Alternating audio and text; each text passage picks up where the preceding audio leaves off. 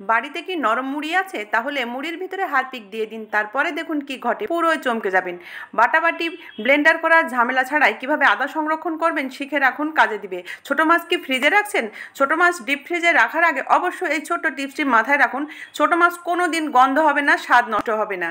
সেই সাথে জেনে নিন লেবুর এই উপকারী টিপস, আপনি চমকে যাবেন, অবাক হয়ে যাবেন, এমনই কিছু টিপসে হাজির হয়ে গেছি। তো চলুন পুরো ভিডিওটি দেখে নেওয়া যাক।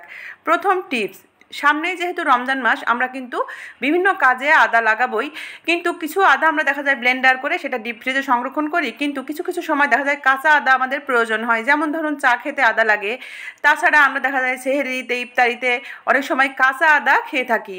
তো তখন কিন্তু আদা ব্লেন্ডার করে রাখলে সেটা খাওয়া যায় না। তো আপনি কিভাবে আদা সংরক্ষণ করবেন, 4-5 মাস এভাবে আদা রাখতে পারবেন, নষ্ট হবে না।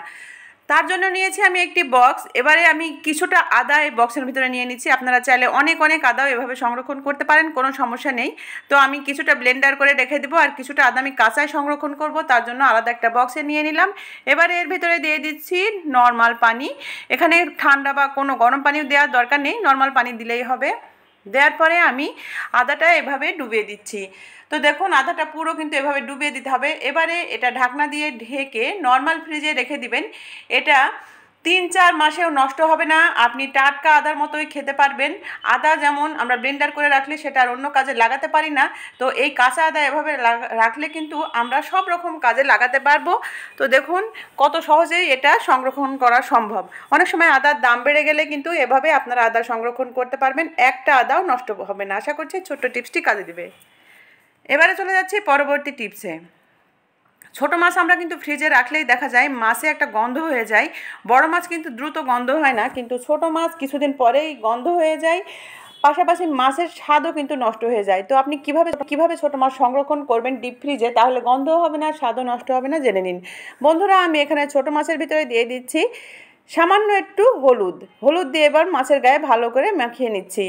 এভাবে কিন্তু আপনারা যে কোনো ছোটো মাছ সংরক্ষণ করতে পারবেন, কোনো রকম সমস্যা হবে না। দেখুন আমি এভাবে ভালো করে মাখিয়ে নিলাম।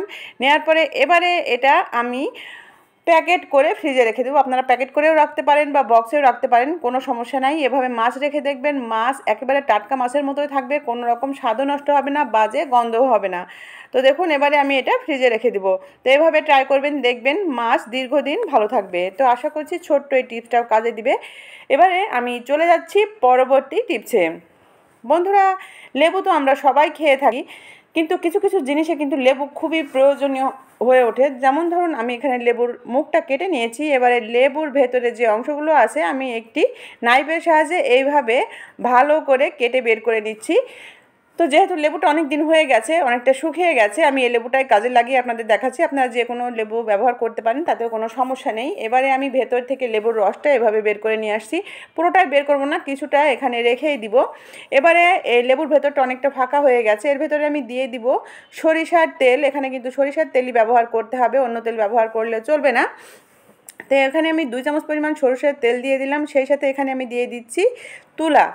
আপনারা চাইলে কিন্তু পাতলা সুতি সাদা কাপড় এখানে ব্যবহার করতে পারেন, কোনো সমস্যা নেই। যদি হাতের কাছে তুলা থাকে তাহলে তুলা ব্যবহার করবেন। এখানে আমি কিছুটা তুলা দিয়ে দিলাম।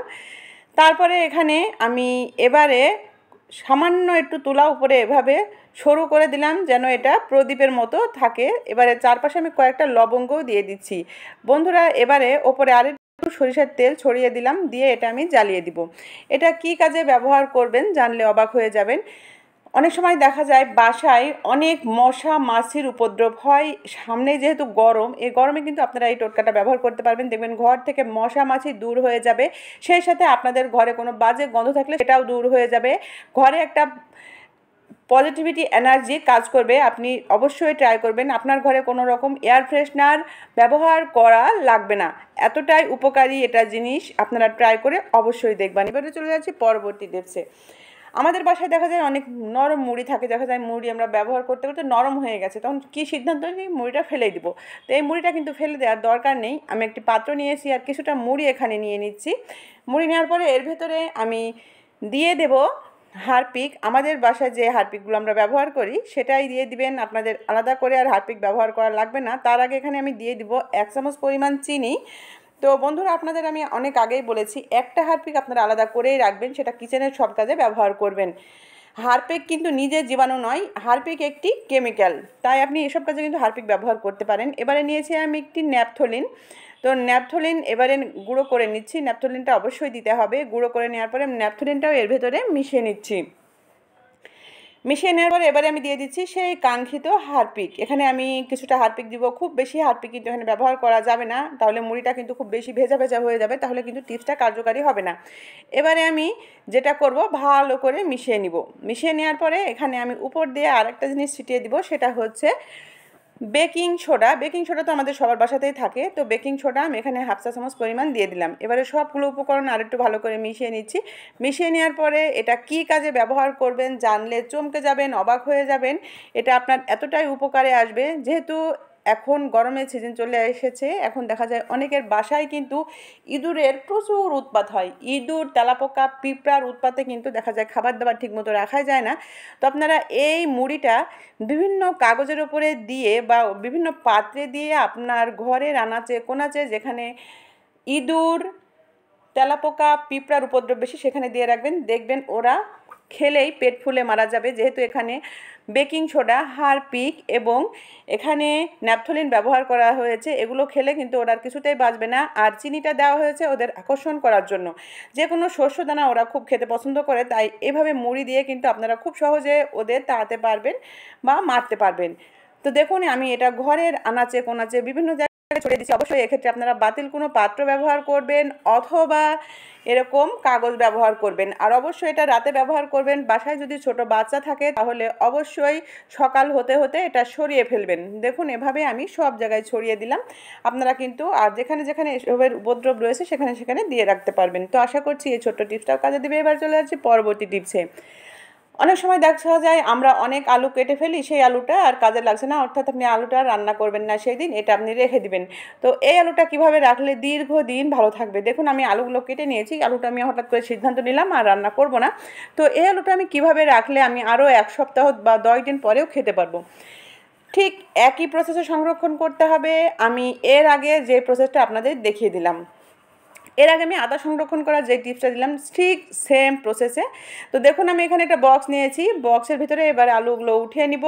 আলুগুলো কিন্তু অবশ্যই ধুয়ে নিতে হবে, আলুর গায়ে যে কষটা থাকে সেটা থাকলে চলবে না, আলু কালো হয়ে যাবে। এবারে দেখুন আমি আলুগুলো এই বক্সের ভিতরে নিয়ে নিলাম। নেওয়ার পরে আমি এখানে দিয়ে দিচ্ছি পানি।